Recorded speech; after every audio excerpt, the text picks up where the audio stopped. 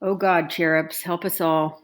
Okay, this is my attempt to go over a story. So you got to read the prompt. The following poem is by contemporary poet Lee Young Lee. Contemporary. Read the poem carefully. Write a well-developed essay in which you analyze how the poet conveys the complex, told you, relationship of the father and the son through the use of literary devices such as point of view and structure.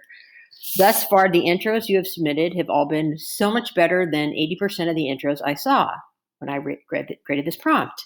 You can just imagine a 4-paragraph essay with crappy paragraph on point of view and crappy paragraph on structure.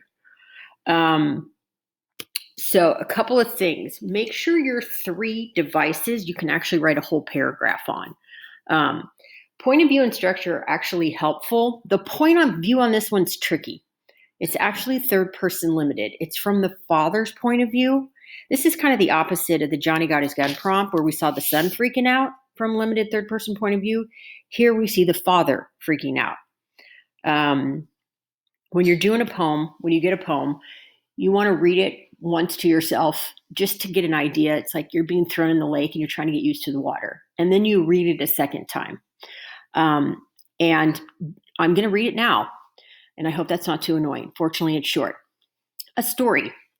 Sad is the man who is asked for a story and can't come up with one. His 5-year-old son waits in his lap. Not the same story, Baba, a new one. The man rubs his chin, scratches his ear. In a room full of books and a world of stories, he can recall not one, and soon, he thinks, the boy will give up on his father. Already the man lives far ahead. He sees the day this boy will go.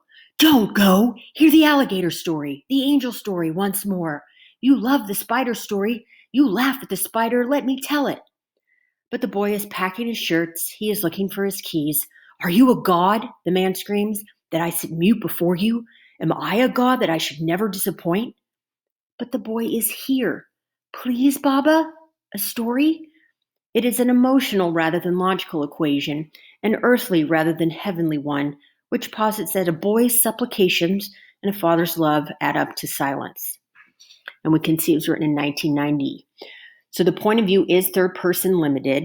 And as third person limited did with Johnny Got His Gun, we only see the father's point of view, and we only see the way his anxiety and panic increase.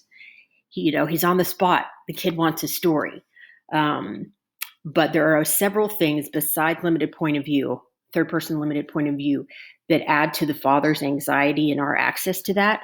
And part of that is the structure.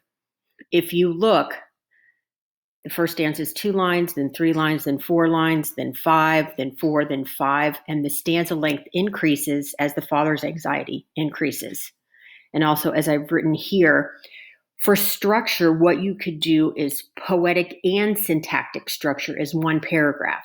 So you get to talk about the ways in which the stanzas increase in length, and you can talk about the punctuation marks, the exclamation marks, the questions, as I put here, show father's increasing anxiety. And another thing that some of you picked up on is the manipulation of time. We're in present tense, present tense, present tense, and then the father is projecting into the future that has not even happened when the boy is leaving him, going off to college, projecting into the future, and then back to the present. There is no dialogue. They are not talking back and forth. The father has his little interior monologue here, right? And the boy is just asking a simple question, please, Baba, a story, but there's no actual dialogue and exchange of conversation. Another thing to notice is the irony. This is a poem called A Story in which the man can't think of a story, and he's in a library. He's in a room full of books in a world of stories. He can recall not one. And the complexity of the relationship is really about pairing the fathers.